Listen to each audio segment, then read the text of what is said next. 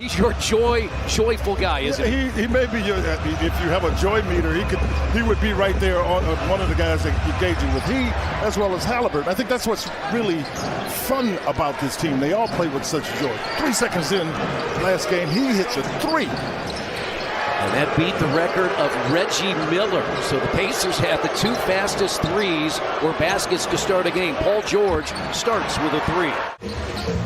Halliburton had a 29-point game on Thursday. He goes inside off the glass.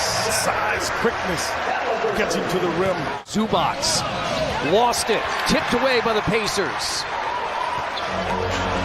Turner goes inside and lays it in. And that's one of his great strengths on defense, and now he's in the corner for a second three. Two people blocking out Zubac, and all of a sudden the contact was lost, and he was able to get that offensive rebound. 4 second chance points early for the Clippers.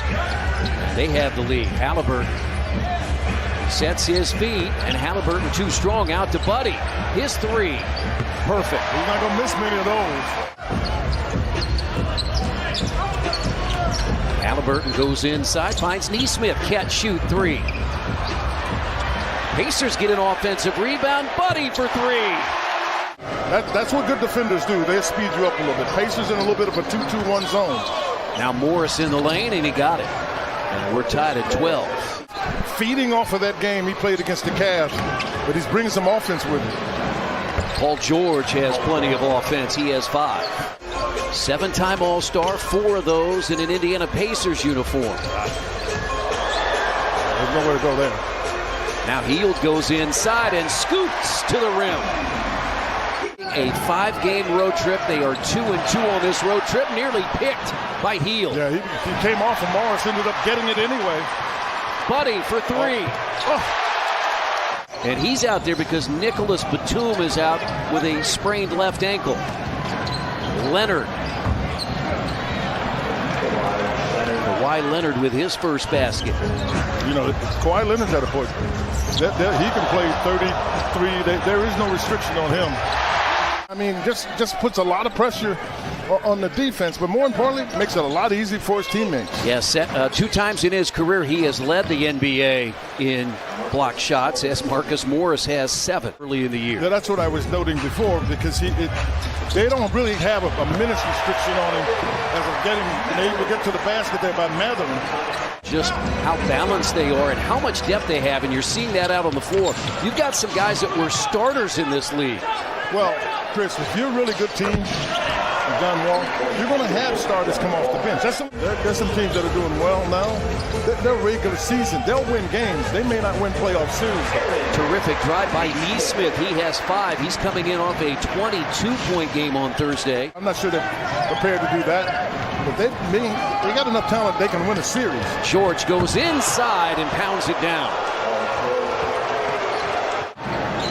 That's 2 straight games with a 3 now for T.J. McConnell. And John Wall pops it in over him. He's hit a pair.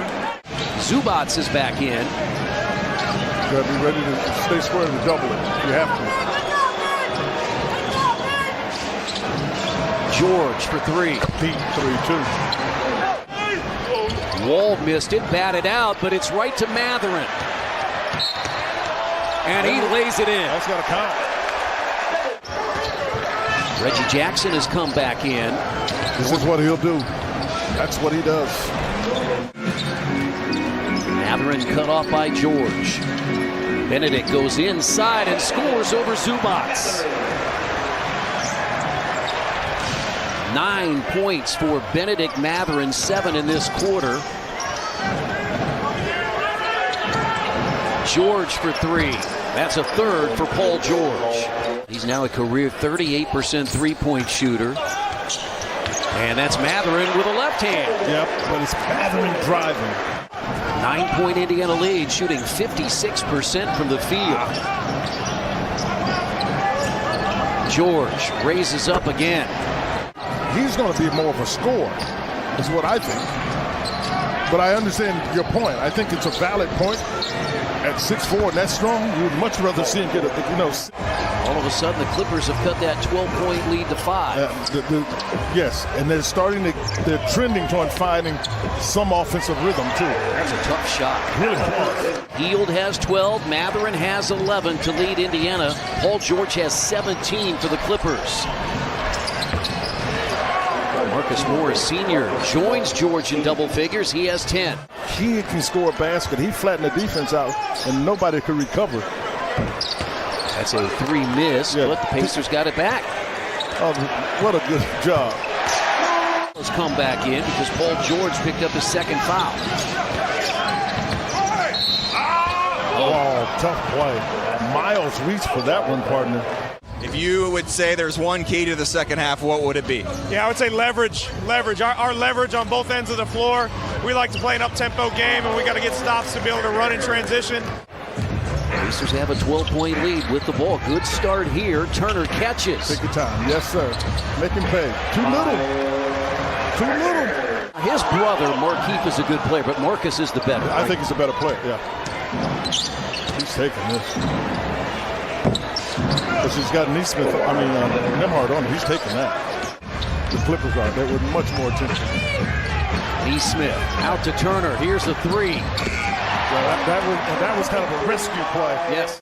Earlier in the clock, so you have guys that can get a really comfortable look. Miles Turner has 20. And Leonard on the baseline, counted, and a foul. Turner was there, but saved by Morris. Yeah, but he's also out of the play, out of the basket. That's why you get the layup. He's trying to get the ball on one end. He can't get back to the other end. You can't play against a team that's as good defensively, and you're not moving and active with the ball. Buddy Hield in the corner has his 5th 3. Much needed basket. Assist. Leonard just picked it up with one hand. Yeah. Like it was nothing. And he's got it going. You can see this is the Kawhi Leonard of old. Nesmith. Boy, he has just become a reliable shooter. He's working a chance to be under some pressure situations. But Paul, I thought he had made a quick switch and lost it. And Paul George over Nesmith. Nembhard in the corner. And he bottled up by Leonard. Yeah, he was starting to stumble. Give it back to him. Giving it back to him. He's played 28 minutes, scored 21 points. He's out there with the second unit. McConnell goes inside and scores. Nice. Leonard sets the screen. Yeah, but he set the screen, and that's a nice switch. Now they've got it. Leonard steps out for 3. Wow, what a quarter for Kawhi Leonard.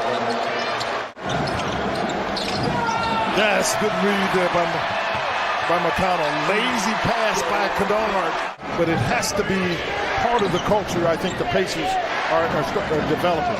There's only way to go to the basket. That's a tactic, as though there's going to be some contact, because there will be contact. They've won 6 of 7 in the series, including the game in LA in November. Nesmith. That's a good move. Really good move. John Wall cannot move anymore, Chris. Double. There you go. What they've done is they're expecting that double team. So what you do in a double team is you throw it in the middle, and that person has to be able to attack somebody else on the floor that can guard. Nesmith. Nice stop. Really good play. Recognize he'd have charged otherwise. No. Jackson just stop that one. Don't give it up. Yeah, don't give it up. You don't hear the whistle, keep playing. Great find. Really good find. And Nembhard was in trouble. Just over 2 minutes to play. Crowd loving it. George, shot fake, reloads, got it. It's a bad pass in terms of the speed, and he still managed to deal with it. Halliburton working and got it in, and a foul. Guys, Reggie Jackson's too little. I mean, that's the way they've been doing. Misses that, but just 4 seconds left. George will fire up a 3. Oh. Hit it at the buzzer for a 1-point Pacers win.